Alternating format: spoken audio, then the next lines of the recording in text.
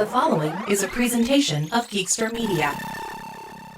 Hey gang, before we get started, I wanted to give you a heads up to a strange technical difficulty we ran into in editing this episode. Our guest, who is fantastic, something was going on with his mic that somehow affected the file because while we were recording, we didn't hear it. But as we started putting the episode together, suddenly he had a strange lisp and he was not imbibing any alcohol. He wasn't pounding shots while we were doing the episode. He wasn't recently recovered from any type of dental surgery. He wasn't even trying to do a Dusty Rhodes impression. You're going to be hearing a voice that you may be familiar with, but it's going to sound odd. Just did not want you to have any concerns for his health at this time. He's fine. Just something went crazy. Gremlins in the machine. But that being the case, we have a great episode for you, so let's get into it right now. Remember that show back then? Remember that show? Turn on the TV. Time was always flying. Why did they have to end? So many shows you forgotten.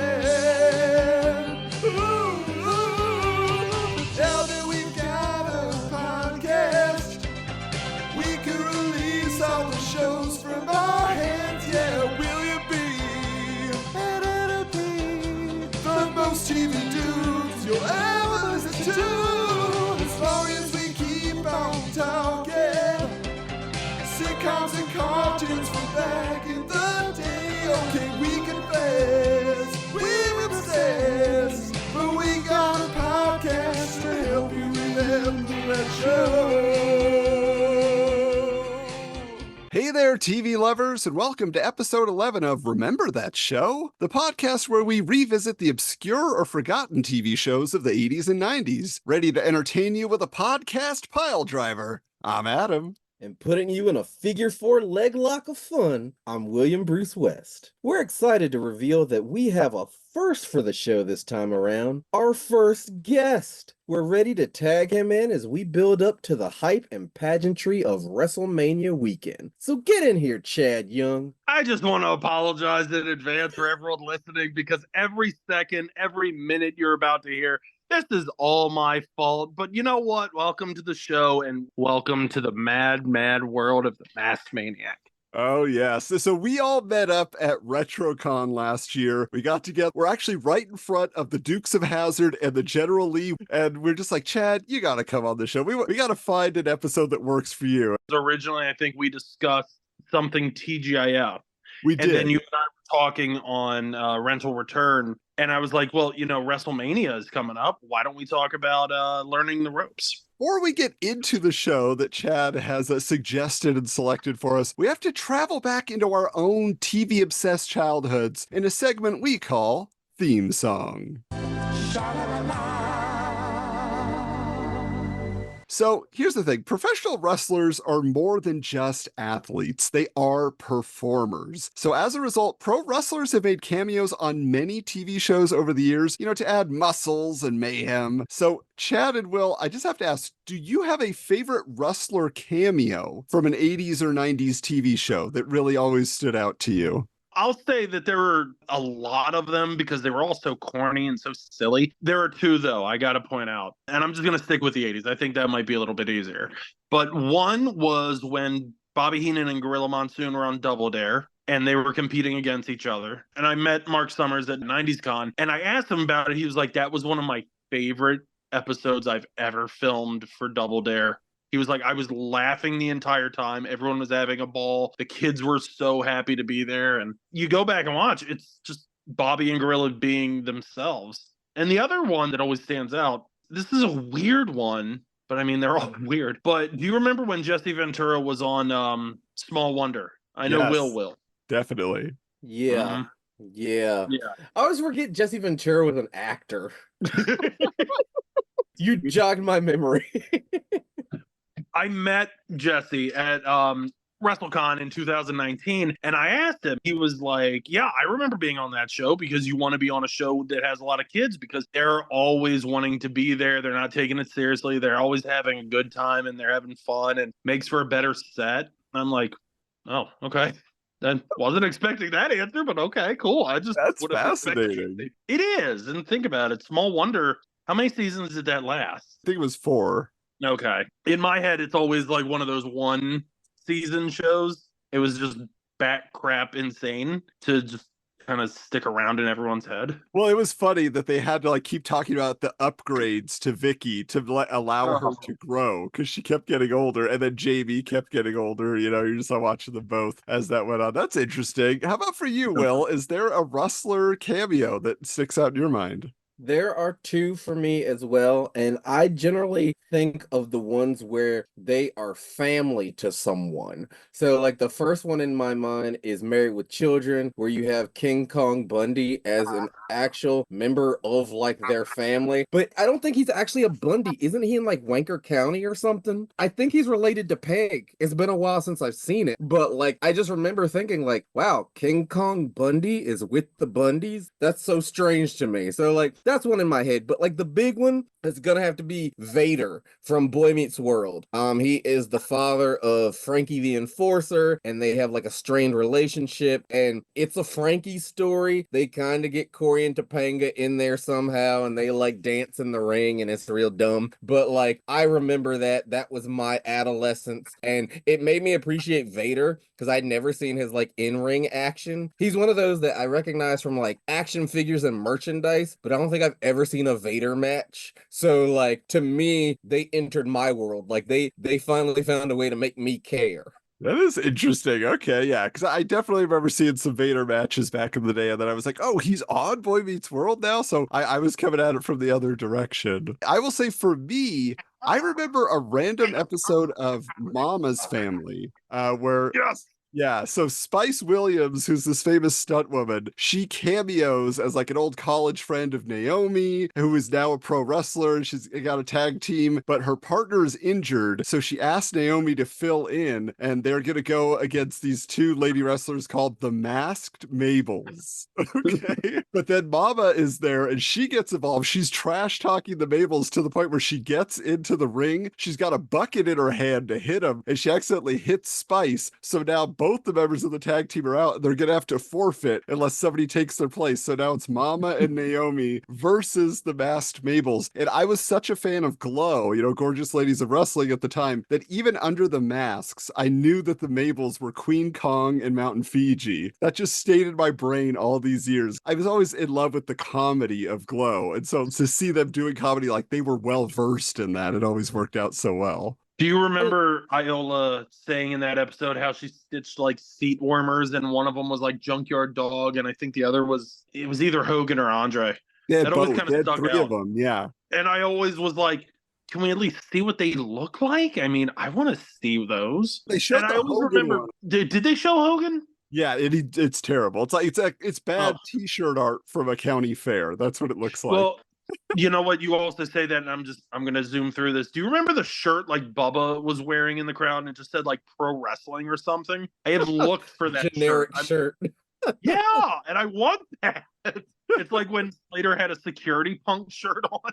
I can't wait till we get to Mama's Family, because like my favorite episode of that is when they go on Jeopardy, because like Iola's in love with Alex Trebek. So like that's on the list. That's coming. I mean, though it's become more common these days on WWE programming, crossovers by TV stars into the world of wrestling was a big deal in the 80s and 90s. Can you guys think of a TV movie star who joined the in-ring action that shocked you the most back then? I kind of got into it a little later. I got into it around the time of No Holds Barred. In retrospect, I think Zeus would be the most shocking, just because as amazing as he looked, he had no right being in there other than just yelling and screaming. I would probably say that. Yeah, just to remind people, so the WWF, basically Vince McMahon is producing this movie, No Holds Barred, starring Hulk Hogan. He's facing off against this fake wrestler named Zeus, and then they do a pay-per-view where Zeus is now in the WWF and he's actually going to wrestle him, but it's an actor, Tiny Lister, who doesn't know how to wrestle, he knows how to perform, you know, and so... Right? And well, real quick, Adam, I recently was on a podcast called Punches and Popcorn. The longest episode, surprise, I was involved, 2.5 hours of talking about No Holds Barred. The most definitive No Holds Barred episode you'll ever hear. I don't Shocker, doubt it. you railed the whole show. I'll say for me, like when I've gone back and researched, Andy Kaufman, I think is probably the biggest example that I've watched, I've read, I've studied, like everything about his run with Jerry the King Lawler and beyond, just being in that whole universe because he loved it so much. But the one as a kid that jumped out at me the most, where I was just like, how is in 90s WCW, Jay Leno teams up with DDP against Hogan and Eric Bischoff. And it just blew my mind because Jay Leno is not known as an athletic guy. He's an old guy. He's got gray hair. He's like totally out of his league. And at least when like David Arquette then won the WCW heavyweight title, he's like a young, healthy guy. He'd been in a wrestling movie, you know, produced by WCW. He was not a great wrestler either. And it was done as a joke when he won. But just seeing Jay Leno made no sense. And that was the one that always, I was just like, I cannot believe that happened. Do you guys remember that summer and what a big deal that was? Yeah. Like they had just done Malone and Rodman, which, I mean, that was a massive deal, but like this was even bigger. And this was just weird. And I think this is the point where people were like, Jay Leno, huh? WCW may not be as cool as I thought they were. Yeah, I'm kind of on that boat because I didn't have cable. So like when the Monday Night Wars were going on, like when they really kicked off, there's no terrestrial wrestling at this point. Superstars is gone. You've got Raw versus Nitro. So I missed the Monday Night Wars, but I never had an affinity for WCW. So like when you had the whole like invasion of like David Arquette and Ready to Rumble and all that stuff, that was just so weird to me of like seeing like this crossover of like, I'm not going to say legitimate Hollywood, but we were in a different era where like Jamie Kennedy, David Arquette are kind of like the second tier cool guys. So like it was a bigger deal to kind of see like, oh, these worlds coming together. When you look at how high WCW got, it's sort of like amazing how far they fell. Like they flew a little too close to the sun. But for me, the one that really stood out, and it's weird because I am not a sports guy. I'm the epitome of not a sports guy. But I remember when Lawrence Taylor was in, was it WrestleMania 11? The thing that was so weird to me was like, he's a legitimate athlete. Because people take for granted that whole like conversion era around like 99, where we start getting like the wrestling secrets revealed and all that. Like back then, wrestling is still fake / real. You know, it's like you had to buy into it and that kind of deal. So like it kind of gave it some legitimacy, like before they were really ready for it, of like, hey, this NFL guy is actually gonna wrestle. And it's not like a landmark match or anything, but it meant a lot to me because we're still saying wrestling is fake at this point. To have someone come from the outside world into it who had athletic credits,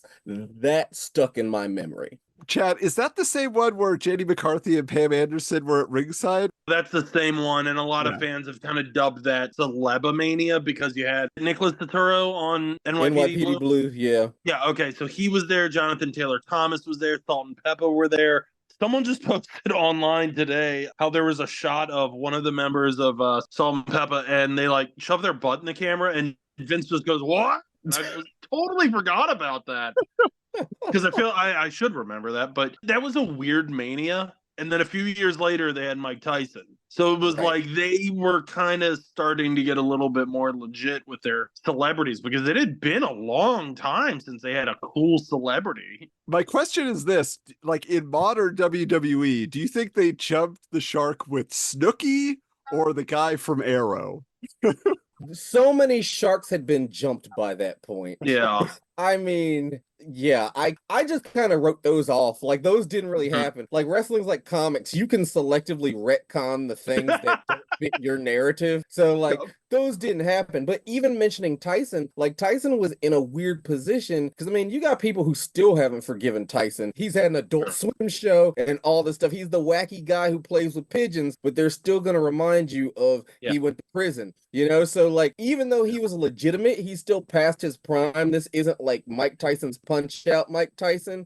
LT wasn't as bat crazy insane as he is now, but like I felt he like this is gonna be sacrilege or something. He was more legitimate to me than Mike Tyson was. Interesting. To that point, my best friend of 35 years, he is the biggest New York Giants fan. Even when we were kids, he had an LT jersey. So when that happened, that was huge for him and like a couple other kids at school. Yeah, I think you're right that Lawrence Taylor, because he had just retired a little before that, didn't he? Yeah, like he wasn't past his prime. He was really in that, like, okay, what's next for him? And this is that era where, like, the sky was kind of the limit. It wasn't you automatically became a commentator because, you Yeah. got like Howie Long trying to be the next Dolph Lundgren and like things like Firestorm. that. So it's just kind of like there were possibilities there. There was no template. It was exciting and nothing really came of it. Well, now that we have taken a look at that history of what we were consuming, we have to examine now what it was about the late 80s television landscape that allowed a wrestling themed sitcom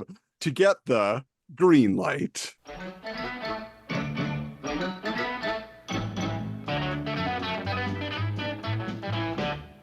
Pro wrestling had been a ratings hit on TV since the 1950s, when flamboyant characters like Gorgeous George and Killer Kowalski dazzled viewers in black and white. But most wrestling shows were put on by local promotions and broadcast by TV stations in the area in which their live events took place. This all changed when Vincent K. McMahon started buying up talent from local promotions in the 80s for his World Wrestling Federation and broadcast the matches on stations nationwide as a syndicated TV package and even primetime slots on NBC. Taking it a step further, McMahon created toys of the wrestlers on his roster, recorded music albums, and even produced a Saturday morning cartoon series starring his most popular babyface called Hulk Hogan's Rockin' Wrestling. Superstars from the WWF would often appear on other TV shows and talk shows to promote the business, and some, like Rowdy Roddy Piper, even made the jump to film careers. By 1988, pro wrestling was now a complete entertainment experience that went beyond big burly guys bashing each other, transforming the wrestlers into superheroes and villains that permeated pop culture. So with that, what's the most surprising pro wrestling product or tie-in promotions you encountered as a kid?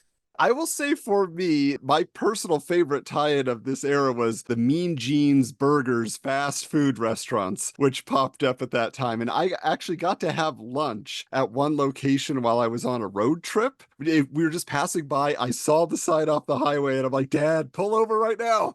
I gotta get Mean Gene's Burgers. It was something where I knew it wasn't gonna last. So I bought a t-shirt. I kept the napkins. I kept the bag. I kept the receipt. Like I have it all still. It was something where I just savored every moment of it. But the best part was my dad, he always wears a suit whenever he goes out, and he's a balding guy, and he doesn't have a mustache. But while we were in there, just sitting there eating, one of the patrons came up and said, "Are you Mean Gene?" He always appeared in his tuxedo. He always looked good, and so it was so funny. But it made that moment for me forever in my mind. For me, it always comes back to I didn't grow up with cable. So I was really into like UHF channels and like fledgling Fox affiliates. So I remember in DC, WWF came on Channel 5, WTTG. And I remember when I was in like kindergarten, there were commercials for the syndicated package where it was, bad, bad, bad, bad boys. You make me feel so good. And it's like set to like footage of like body slams and like from the top rope and all that. So I can't hear that song now without thinking of that commercial. And I understand later in life, like I looked back and I was like, oh, this is the like rock and wrestling connection thing going on. But I didn't have MTV. So it's been really interesting to look back on that and see like how important MTV was to wrestling. Because otherwise, you're like, why is Captain Lou hanging out with Cyndi Lauper and things like that? But like now it all makes sense. But it was just like my entire childhood, wrestling and that song were connected for me. And I didn't really understand even why, because I'm like, that's not the theme song for Challenge. It's like, where did this come from? So like that's my tie-in thing. I'm sorry, Adam. Yeah, Will and I have to kind of do this because Will and I grew up in the same area, essentially. Do you remember when sometimes they would like advertise the most random spots for these events and be like, yeah, they're going to be at the youth center in like Bowie, doing like match, and it's Jim Neidhart versus like Jumpin' Joey Maggs or something like that. And it was this random weird stuff. And you were like, you would wait around for them to say like the Capitol Center because you knew Yeah. that was one you could take seriously. Like, it's like, okay, Yeah. they're at the Capitol Center. This is for all the marbles. But if they're in like Anne Arundel County, you're like, that's not worth the gas. You know? And I lived in Anne Arundel County, but no, you're right. If it was like, one of those shows they would do like 500 people, it'd just be like, oh, even I don't want to go to that. Jeez. Yeah, that made me a snob because I know there are all these like wrestling promotions now that are on the weekends, and it's like these people are like really into it, and I'm just like, I can't do that. Like, I don't want to sit on a folding chair in a high school gymnasium. Good luck to you. I'll catch you when you hit Ring of Honor, but I don't know who you are until then. No. If I don't see you on TV, you do not matter. Pretty much. I will say this, one of my favorite weird kind of tie-in promotion, whatever you want to say. Do you guys remember in 1999, they opened WWF New York? Did you guys ever go? It was a dream of mine. I never made it. I never made it either. And that's always been a big regret of mine. But then you realize it was just like TGI Fridays with like, Stone Cold Steve Austin themed hamburgers. And it's just, it probably would have been like cool to see, but it wouldn't have been worth going from DC to New York. It's the Planet Hollywood model, it's for tourists. It is. Like, nobody in New York was like, hey, we're going to get a pizza pie and then go to it was a tourist trap. One of the headbangers will be there. We gotta go. What? Right. This doesn't make sense. But I will say, I got to go to WWE Niagara Falls one time, and it was just a retail store that for some reason had a free fall ride that would like take you up and then just like drop you. So it was weird. I gotta ask you, was it located in that weird area with the Burger King with the Frankenstein and everything? That's like the main tourist area of Niagara Falls. I lived an hour and a half away from that area of Niagara Falls for so long. And I can tell you that is the most, like, just condense, like, everything weird about Times Square and Atlantic City. And then you just make it Canadian as hell. And you've got Niagara Falls. Yeah. It's not metropolitan. Like, it's on the outskirts of a city next to a waterfall. And it's just it's like going to King's Dominion, really. Like, it's more of a theme park than like a downtown destination. I've been to King's Dominion. The one in Virginia. Oh, yeah. Was it Paramount's King's Dominion? Well, Paramount. It was in the 90s, early 90s. It's like 93. I was living with my mom's side of the family in New Jersey for a few months, and I was going to school there. But right before school started, we took a trip to Virginia because that's where my uncle's family lived, and we stopped at King's Dominion. I'm like, there's a Wayne's World roller coaster? Yeah, the hurler. That was my favorite part of King's Dominion, and I'm looking around, I'm like, who's Stan Mickey Toss? like, what is this supposed to mean? But that was like my favorite ride. I only got to go to Paramount King's Dominion once in 2001, and I think that was towards the end of They were like, parks are losing us money. Yeah. All right, well, I'll get us back on track here.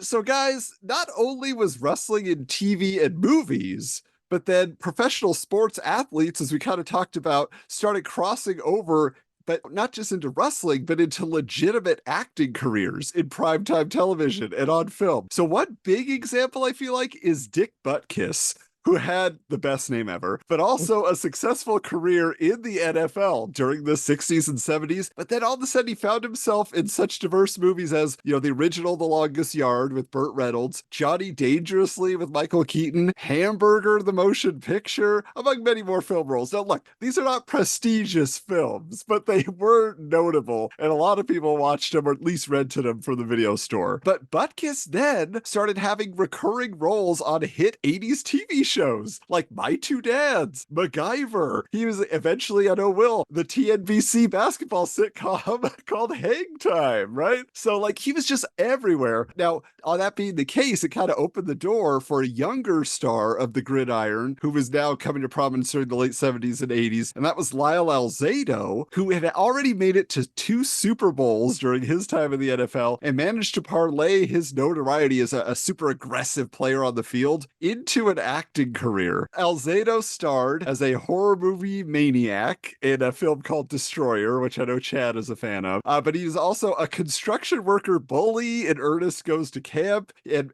he was also a dim-witted football coach in one of my personal favorite terrible movies, Zapped Again. I love his role in that. But Alzado also made appearances on 80s TV shows like Riptide, Small Wonder, It's Gary Shandling's Show. Like, all of these qualify for Remember That Show somewhere down the line. But eventually, he landed the lead role in a Canadian sitcom that we are here to discuss tonight, Learning the Ropes. So I have to ask, I'm going to start with you, Will, because you said you're not Mr. Sports Guy. So what was your first introduction to Lyle Alzado before tonight? I honestly don't know. Lyle Alzado, he was a name. And I don't know if it's just because, like, it's an unusual name. It's almost like a vocal exercise for singing, like Lyle Alzado. So you, like, enunciate properly. But I would have known him on the street. You know, like, I know his name came up in pop culture and probably like Wheel of Fortune and Jeopardy questions, but visually, he looks like the same guy as Bob Golick, who was the RA on Saved by the Bell of the college years, and he also looks like that other guy, the big brother Jake Steinfeld, Haley Steinfeld's uncle. Like, they all are cut from the same burly, I played football in college kind of mold. So, like, if you put those three in front of me and put a gun to my head and said, which one's Lyle Alzado? You know, so like I had no like sports familiarity with him. I just knew his name, kind of like Joe Piscopo. He became this pop culture joke in the 80s, and apparently he started like lifting and got huge. But outside of SNL, I can't name a Joe Piscopo role. I just know he was this pop culture joke and meme before there were memes, and Lyle Alzado's in that category. Well, they are the same tier of celebrity. I will just say, for me, it was actually this show was my first glimpse of Lyle Alzado, because again, my family, they were not sports people in the least, so I knew nothing of his NFL career, even though growing up in California, he played for the Raiders, but I didn't know him. But all I knew is he was this tough-looking guy who was actually nice, but also rustled like Lyle Alzado, because I saw him on this sitcom. And then he would pop up in other shows and movies, and I'm like, it's the Learning the Ropes guy. He's doing great, you know, until he wasn't, unfortunately. But Chad, I feel like, must know more about Lyle Alzado than any of us. So enlighten us, Chad. I'm not going to lie. This show is the first time I had ever heard of Lyle Alzado. And I grew up in a huge Washington Redskins household, but I wasn't born until 83. So I don't know anything about like sports before then. But I imagine my family probably wasn't a big fan of his. Although my brother was a Raiders fan. But getting back, yeah, this was the show I discovered him in, but it wasn't until many, many years later. Like you brought up Destroyer, which I've had debates with people whether or not that is the superior version of Shocker. I know it's all opinion, but sorry, not sorry, it's much better than Shocker.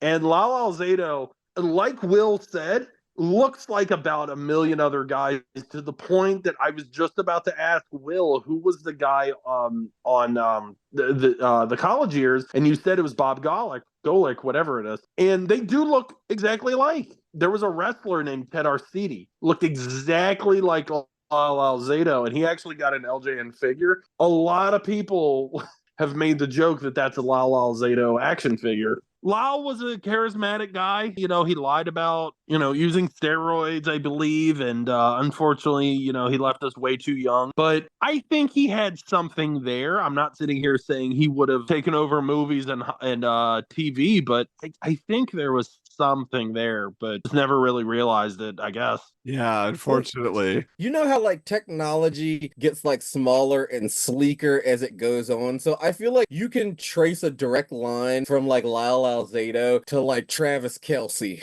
It's that like white NFL mold. It's like Travis Kelce is the more aerodynamic modern model, but if you had like an old catalog, you could see the timeline of how we got there. It's the evolution of man in reverse, essentially. Like yes. You go Lyle Alzado, then you go Brian Bosworth, and then it just kind of goes downhill from there.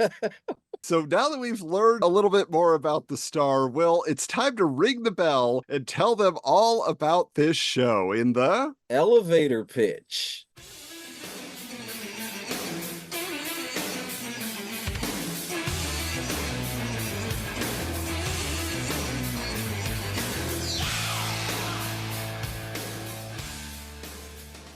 Learning the Ropes was a 1988 sitcom that lasted one season of 26 episodes, starring Lyle Alzado as Robert Randall, a teacher at a private school who is also secretly a professional wrestler going by the name The Masked Maniac. Randall is also a father to two teenagers named Mark and Ellen, who attend the school where he works and know of his in-ring persona. While most of the stories revolved around the home and school life of Randall, Learning the Ropes is most remembered for his cameos by real professional wrestlers from the National Wrestling Alliance, or NWA, both as part of the wrestling match footage where the Masked Maniac was played by Dr. Death Steve Williams. The wrestlers often appeared in locker room scenes with Alzado, or even as part of the main storylines. Cameos included Ric Flair, Sting, Lex Luger, the Road Warriors, Ron Simmons, Ivan Koloff, Ricky Morton, and more. How did you guys first discover Learning the Ropes? We got to hear it, Chad. I'm just curious, like, how did you seek it out? Did you stumble upon it? I completely stumbled upon this. I think it was either 2000 or 2001. I had just discovered WrestleCrap.com, which is a huge influence on me. And all of a sudden, one day, R.D. Reynolds writes up this induction on Learning the Ropes. Well, I don't remember this. So I am just fascinated beyond belief about this. It's one of those like obsessions that I also feel is like a kind of a joke amongst a lot of friends as well. So it was just completely by accident. Okay, yeah, because I didn't expect that I would be the person with the kind of more in the moment experience, but I understand you were 5 years old, right? I was only 6 years old, but for some reason I was really tuned in. I was probably catching it in 89 as opposed to 88, even then I'm 7. But like, because for me it was KTLA, Channel 5 in Los Angeles. That was my gateway to so many of these forgotten syndicated shows. And Learning the Ropes was no different. It probably came on actually after an episode of My Secret Identity or Charles in Charge, like on a Saturday afternoon. But I just remember what fascinated me most. It was the fact that it was a world of wrestlers that I knew nothing about. I was a WWF kid. They had the biggest brand recognition. So I was totally unaware of like Southern Wrestling, any other promotions existing. Like I remember they might have been AWA, but maybe they were NWA action figures at Kmart, the 2-packs. But I just thought they were generic ripoff toys of WWF superstars. It's just like, oh, this is blonde wrestler guy with some type of robe on, and it was, so when I started watching this show and I'm getting my first glimpse of people like the Road Warriors or Ric Flair, it was just kind of expanding my understanding of the wrestling world. Now, eventually we got basic cable and we got TBS. So I started watching WCW then, and like Sting came on the screen. And again, for me, it's like, it's that guy from Learning the Ropes with the face paint. This is crazy. And the truth is, I probably only watched like 4 or 5 episodes back in the day, but I just could never forget this show because it was so bizarre to me that there was a wrestling sitcom, not just like a one-off episode. It was like, this is a part of the story. But Will, where'd you find out about this? I'm kind of like with Chad. It was kind of like a pop culture rumor / joke for a while. When I graduated from college, there was this channel on cable, this network called Trio, and it didn't last long at all, but it was devoted to pop culture. Like that was its like mission, like to the point that like I wrote them a unsolicited letter like, can I work for you guys because I love pop culture, that kind of thing. And they used to do things like, oh, here's a TV show you never heard of and things like that. So like it would pop up every now and then throughout the years, but like I didn't watch it in real time because like we discussed on our Unhappily episode, my WB was Channel 50, which was WFTY. Looking back in like the research for this show, Learning the Ropes aired in syndication on WFTY, but as we said in that episode, prior to the WB, 90% of their programming was paid programming. It was all like infomercials and televangelists. So like, I don't know when this thing aired. It could have been like 1 a.m. on a Sunday after Jack Van Impe or something. So like,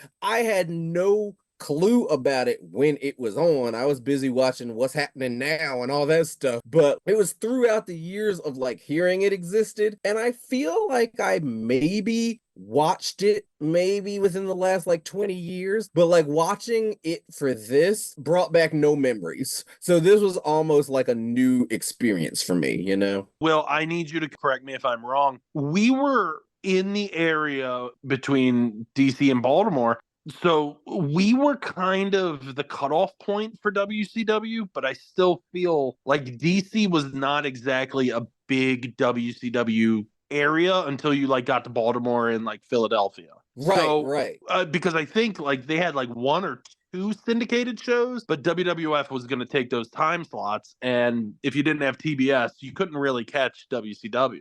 So, like, we knew who Ric Flair was, I'm sure, but I didn't know who the Road Warriors were until that Nintendo game came out and that poster was everywhere. This is kind of like what Adam was saying, though, why it interests me now, but didn't then. I didn't care about it then because I didn't know those guys. Like you said, maybe we recognize Ric Flair, but I am a wrestling tribalist. Like in the Monday Night Wars, I missed the Attitude Era. I missed every important era, but I still feel like I would have been WWF. My friends loved WCW, and I wouldn't go near that stuff. I didn't like how the wrestlers were built. I didn't like how the toys looked. I hated the entire promotion. However, one thing I don't think I've ever talked about on any podcast or written anywhere, but my cousin was Charlie Cook.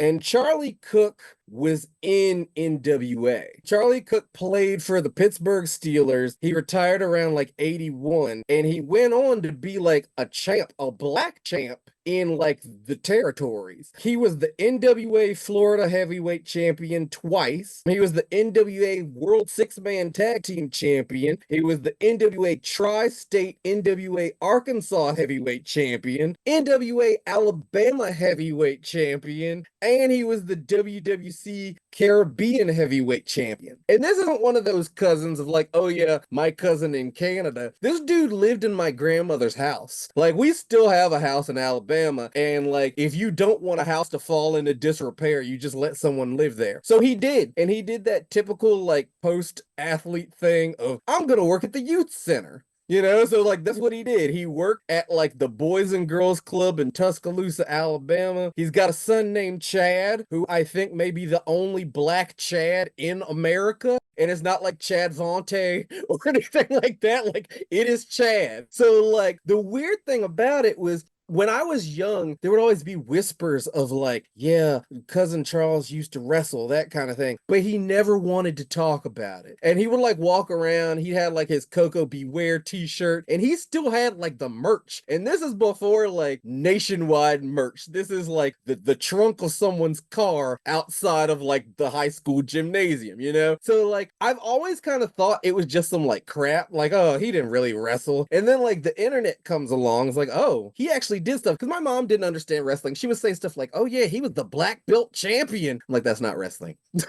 So like once Google gets into full swing and everything, and I can actually look him up, I'm like, wow, this guy was actually in NWA. But like when we would go to Alabama, because that was like an annual thing in the summer, it was so much more wrestling. Like at home, we just had like Challenge and Superstars, but you go down there and it was all what I called like hillbilly wrestling. I hated it. The colors were muted. There weren't flashy characters. Although I will say I miss when you could be fat and wrestle. Like now it's a spectacle. Now you're expected to be on the gas and built. But back then you just had to be a big guy with some overalls and you get to get in a ring. So it was like that kind of tainted me for like NWA. Like I hated watching it, but I also have to say that like Charles would leave the room. So I never got to tie it together of like, you did this? This was you? So like getting older, I've become more fascinated by the territories and those promotions because of that like familial connection. But at the time, it would have meant nothing to me. I would have been like, this isn't Ravishing Rick Rude, because I'm that guy. I didn't care about Bret Hart or Hulk Hogan. I was a Ravishing Rick Rude guy because he had a woman on his butt and he always kissed a lady in the ring and did his ravishing dance over her. And I was like, that's what a man does. Like, that is toxic masculinity at its finest. That's a man right there. Will, that was incredible to hear. Thank you so much for sharing. just blew me away. I had no idea. That is fascinating. Fascinating. All right. Well, hopefully your cousin got his share of cheers as the champion, but we got to find out if learning the ropes is worthy. So it is time that we celebrate it with cheers. Chad, what are your thoughts? Are you liking learning the ropes? It was introduced to you through Russell Crap, but what can you say is good about it? No. I will say this. There is a part of me that sees learning the ropes. I don't know how popular or successful it was in every market. I mean, it could have been a huge deal in like South Carolina or Georgia or Florida or whatever. But seeing a lot of these guys for the very first time, like a Sting, a Road Warrior, Ric Flair, if you were around in the 70s, you knew who Ivan Koloff was because he was the one that ended Bruno's streak. But this was a really good way to kind of discover a lot of these wrestlers. And, we weren't going to see them on WWF Superstars. So that would be a big cheer for me.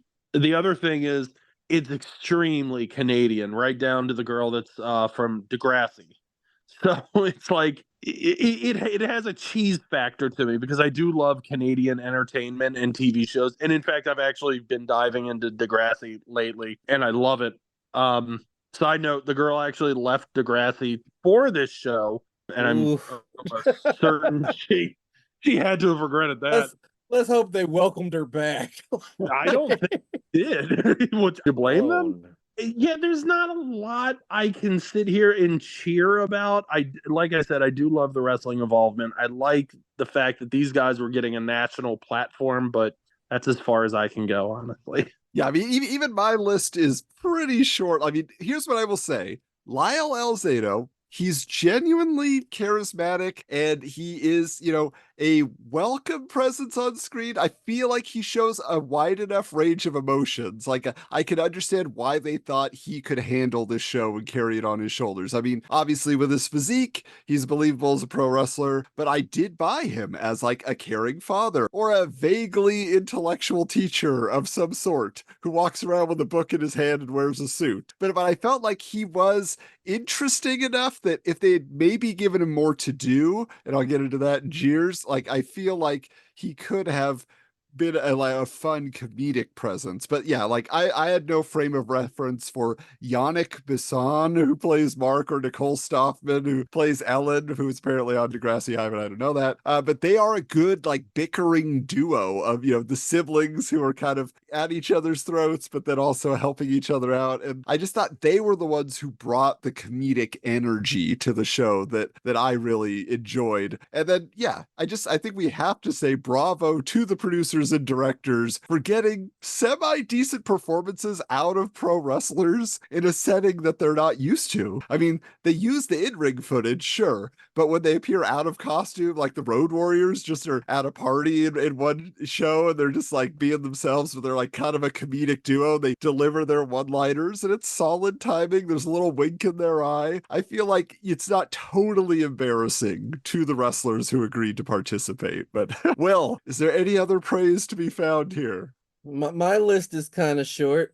First off, I like how wide the school staircase was. Because if you watch high school shows, it's always a narrow staircase. That was a very wide. You can get a lot of kids up and a lot of kids down simultaneously. Next, I appreciate in the locker room, one of the fellow wrestlers was George Buza, who is the voice of Beast from X-Men the Animated Series. He's apparently like a big deal up in Canada. I know Mike Schwartz was talking about that recently on Wizards.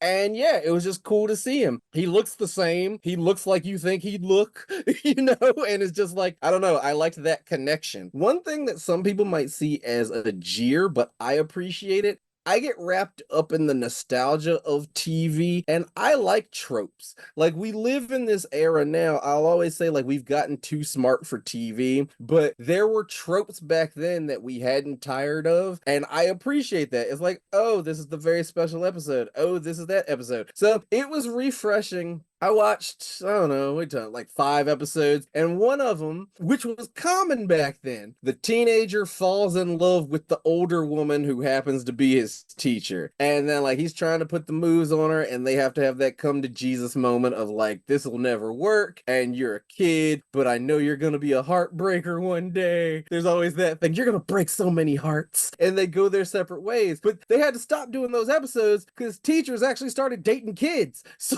like, it was no longer a trope anymore, But like, it was nice to go back to that innocent era where it was like, you're not a man yet, Mark, but you're getting there. I have to touch on something. There's 2 notes that I have about kind of some things that Will said. First off, the staircase. Will, you are so spot on, because as you were saying that, I remember the Johnny Dakota episode of Saved by the Bell, where the entire school is trying to like walk down the steps singing or whatever. Those steps aren't up to code.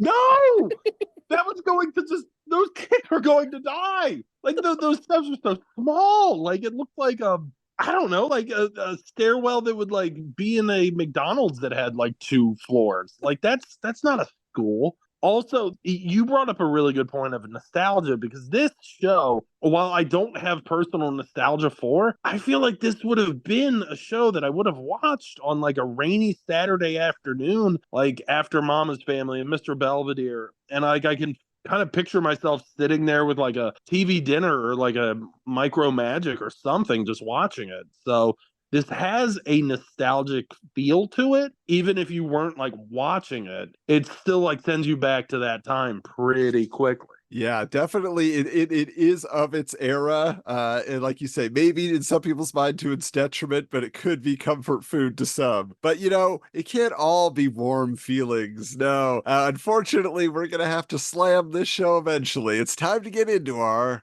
jeers. Boo! Boo! Boo!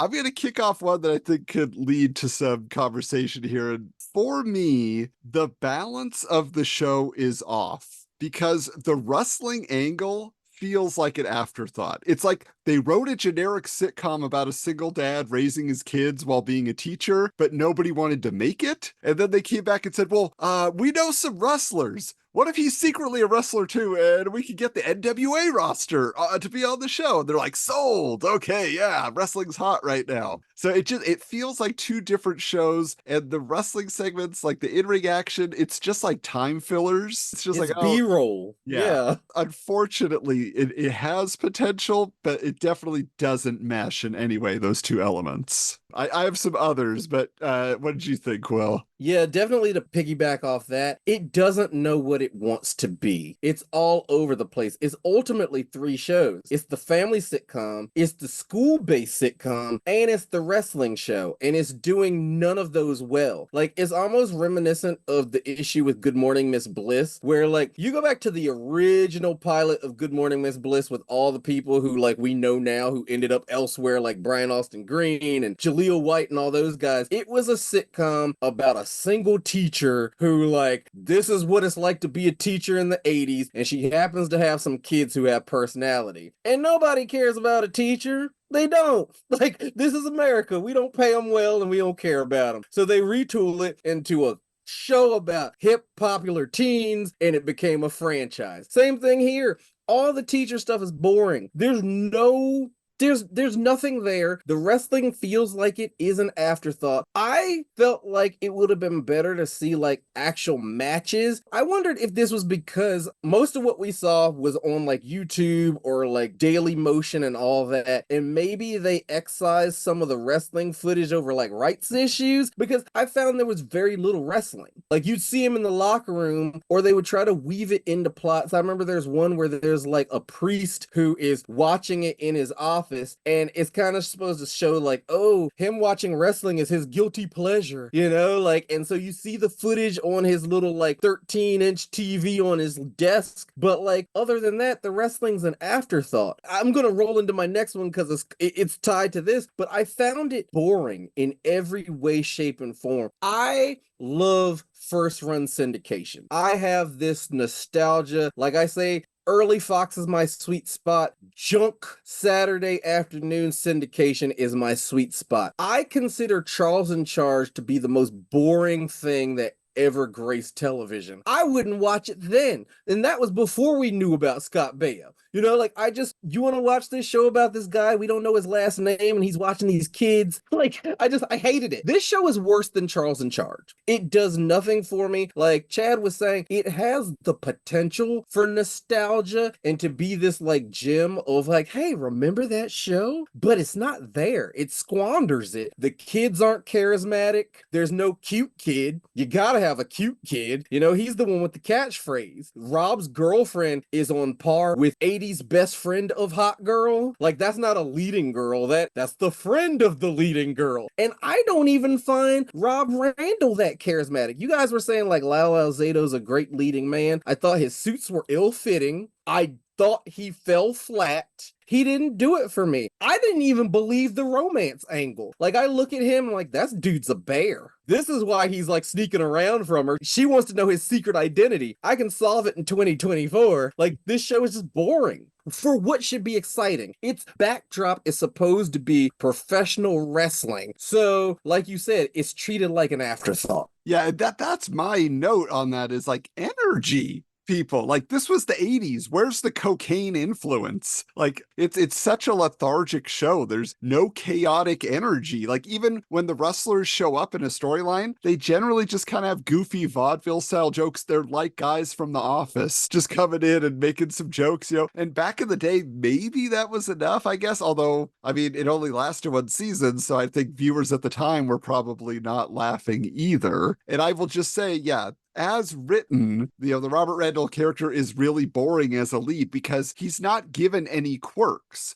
other than the situation. Isn't it weird that this teacher is also a pro wrestler and he's also a dad? Or, you know, vice versa, however you want to mix those around. But like, make him a hypochondriac, so he's always faking sick before matches, or give him a manager who's trying to add something ridiculous to his gimmick every episode, or maybe he never graduated from college, so he's just faking it to make it in the classroom. Because as it stands, the only like running gag for him is that the masked maniac always loses his matches, and so the other wrestlers rib him about it. So he's a jobber, but because of kayfabe at the time, where you were saying, well, we thought wrestling was real and all that, they don't 100% reveal how like enhancement talent works and all of that. We don't, as an audience, we don't really get it. So unfortunately, they don't give him anything to make him stand out. But Chad, we got to hear your thoughts, your criticisms here.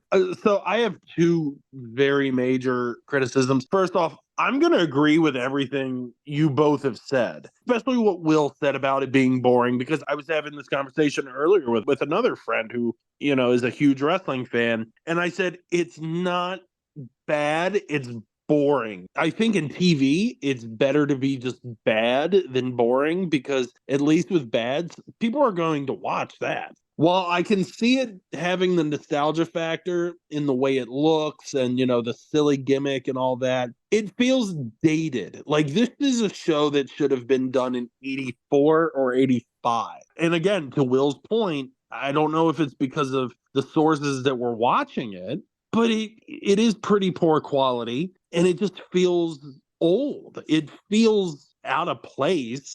Because at that time, you know, we were getting into the more flashy, kind of slick-looking sitcom. It's not a good-looking show. It's kind of like how the point, again, I'm going to admit it, Will, you were right, like how the Southern wrestling was very muted and boring. This feels more like a muted and boring-looking show. And the second point I was going to bring up, that theme song needs to go.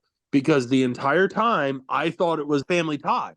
So much so that every time they kind of wrapped it up, I was expecting the fa la la la. It sounds just like Family Ties, Silver Spoons. This is the song that they would have turned down because it was so corny and so boring. Like, that doesn't help the show either. None of this is going the way they want it to, I think. Well, I was just wondering, the Freebirds, the Bad Street USA or whatever, they should have licensed that.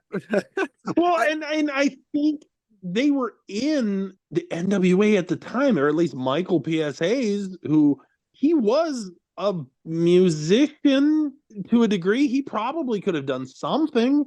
Anything would have been better than that. The theme song is just so, it's kind of draining to listen to. I wanted to see if any of you guys noticed, because I noticed it specifically in one episode before my brain just kind of shut down. There's no B plot. Like, the structure is off. So what makes it even more exhausting, you have an A plot that runs through 3 settings because you have to do the family, the school, and the wrestling. But there's no B story. If Rob is going through something, you don't see what the kids are up to on the side. Like, when it was the episode of Mark, like, in love with the teacher, that was a Mark episode. Randall just kind of pops in to be, like, shocked that, like, his kid is growing up so fast. But you got to have a lot of moving parts here. And I keep coming back to Big Brother Jake. There's a reason, and I figured it out, where yes, he does look like Jake Steinfeld to me, but also this show feels like it was playing it safe. In this show, I always say my mutant power is to know what network a show should be on. This should have been on the Family Channel. It's that, like, saccharine, no-risk kind of television. It's like he happens to be a wrestler, but you really don't see him wrestle, and the footage they use really isn't violent, so, like, Pat Robertson wasn't going to get too mad at the time. This should have been a Family Channel show. It rides that level of boring. Like, as spicy as that channel got was Batman 66 back then. So this wasn't sexy enough for syndication in 1988. That is true. And I think we need to give this show a shot of adrenaline. All right. We got to get its heart beating. We got to roll up with the ambulance because we are the show doctors.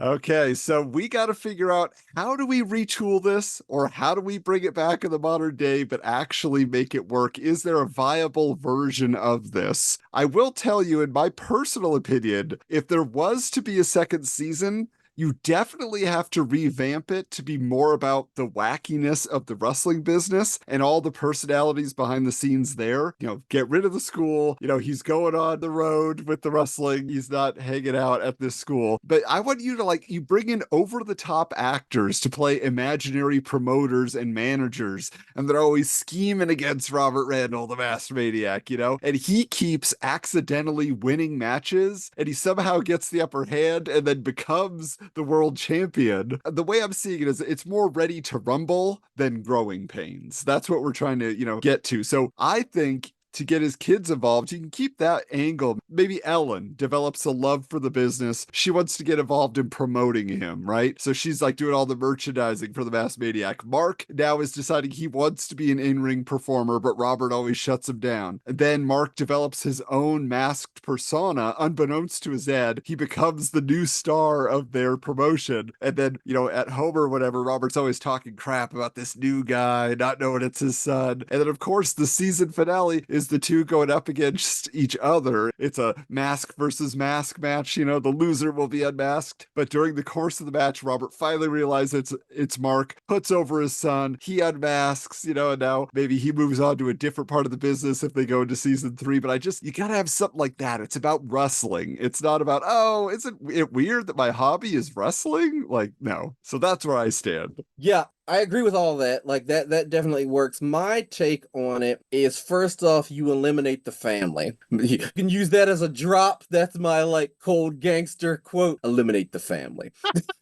You pull a mama's family, and you trade in the 2 boring kids for a goofy nephew. Then you amp up the wrestling. You fire the girlfriend because she brings nothing to the table here, and we need him to be single. And you give everyone more personality. But you have to cut out the family because, as I said, there are 3 environments and it doesn't successfully use any of them efficiently. So I think we remove the family angle. The goofy nephew can go to the school, but I think it should be more about he wrestles on the weekends and he's a teacher during the week. I don't care about home life.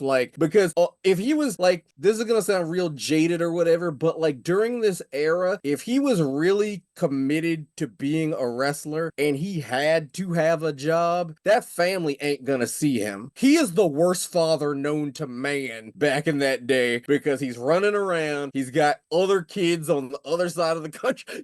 Like this is the ring rat era. So like I'm not buying in 1988 that he's this great father and a jobber and a principal. I guess we're supposed to see that like, oh, well, he's not a great wrestler because he's a jobber, but like he's still chasing his dream. And maybe we could see him go up the ranks a little bit. Like maybe he's a mid-carder because I don't think you get a lot of story out of him being a jobber either. He can only be knocked down so many times. And he has to get to a point story-wise where he thinks is worth continuing juggling both lives, but he's still not at a point financially where he can pull out of education. Now, if this thing runs like 3 seasons, because we're talking first run syndication, we can get him to a high mid card to the point where it is financially advantageous to leave wrestling, but then you pull into the fact that he loves education. So then it's the battle of his two passions. He loves teaching. He loves inspiring the youth. He loves AJ and Kristen and Zach and what other kids in the class we will have gotten to know because we have more time to get to know maybe like 5 of his students than worrying about his boring ass kids. So like that is the balance we're going for here. But at the end of the day, this thing was sold as a wrestling show. I need more synergy with the wrestling. I don't know if NWA packages this with their like weekly shows so that they air together, maybe sandwiched between 2 shows, but like you got to capitalize on that audience. You're not going to pull in wrestling people after Out of This World, but you will pull them in after NWA's World Championship. You know what I mean? So like it's about the scheduling. It'll work better in some markets than others, but for a wrestling show, it is highly devoid of wrestling. So I feel like injecting more of that in there would save it.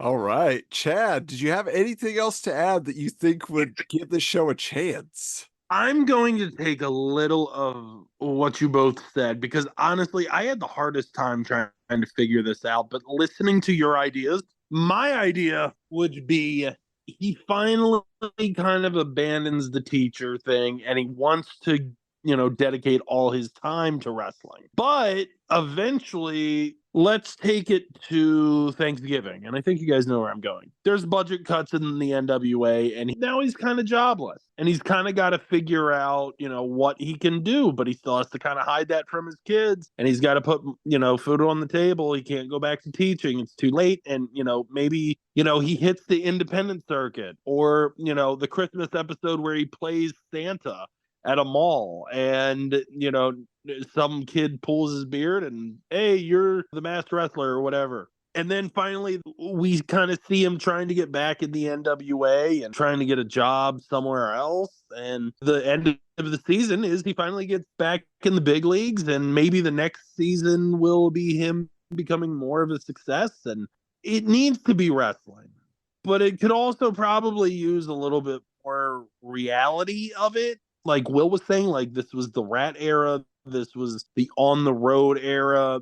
And I love the idea of swapping the 2 kids out for maybe crazy nephew or crazy niece or, hey, this is my friend's son and he wants to get into wrestling. The other idea in the back of my head is have him open a wrestling school. I was just thinking about that because they're still learning the ropes and he gets to use his education background, but I'm backing off. You keep going. And that was a good point because he loves kids. He loves teaching them, It would give kind of the son something to do if you want to keep them around, which I don't know why. It would have the daughter. She could be like one of the office managers. It was the 80s, so they probably would have had her do that. There could be a glimmer of glow. Like she secretly wants to get in the ring, but the world ain't ready yet.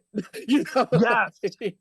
Oh my gosh. You know what? You could actually get some glow wrestlers on this as well. Ooh, I like Or, that idea. or the wrestling school is for women. Because look at it this way. He's a jobber. What does he have to teach anybody? It's terrible to say, but like in the industry at that time, a male jobber is still like a world champion women's wrestler. Like as Yeah. far as like matching them up. So he could Ooh. open a school for women's wrestling. He tries to keep the daughter away from it, but she's got that glimmer. Yep. She's the one who wants it, not Mark, because Mark's the like romantic. He's the lover, not the fighter. Yep. But the daughter has a future. But the show won't last long enough for her to actually go anywhere. We'll look back and be like, hey, they should bring back learning the ropes. Because I wonder if she ever made it to Glow.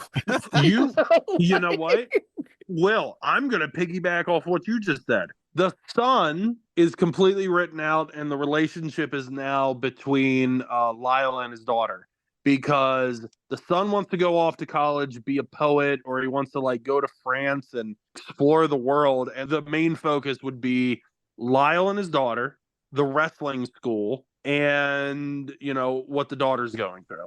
I like it. This is great. Because again, it's now unique. It's like if we're focusing on women's wrestling, that's why Glow was a pop culture phenomenon. I was like, what? Yeah. This they're buddy and they wrestle. You can get all that in. Yeah. We've never had a 3-doctor show before. We saved this patient. Oh my gosh. I think we've got some. We brought in the specialist. Yeah. Thanks, yeah. You know what else is in years later, I mean, you'd see women's wrestling taken a lot more seriously. And, one of the main trainers was a male, Fit Finlay, who a lot of like Trish, Lita, Victoria, Molly Holly, a lot of them attribute him to being the best coach in the history of women's wrestling.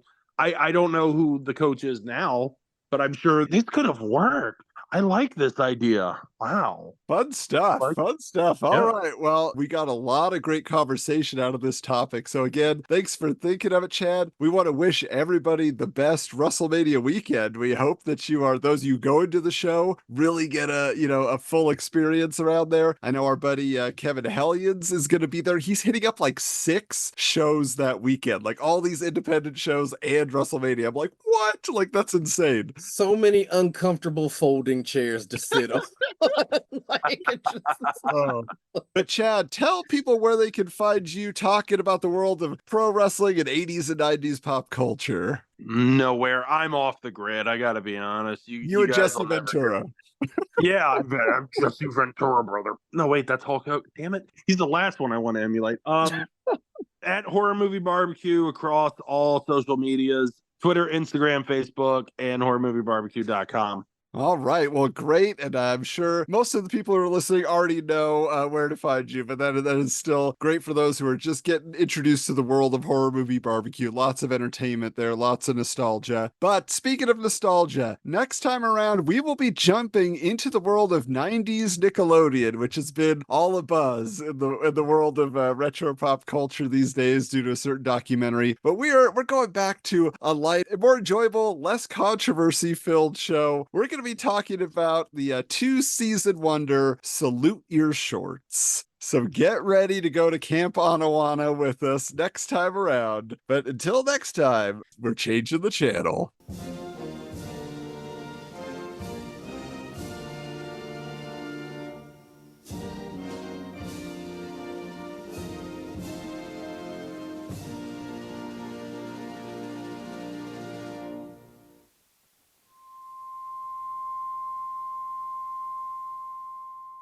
This has been a presentation of Geekster Media.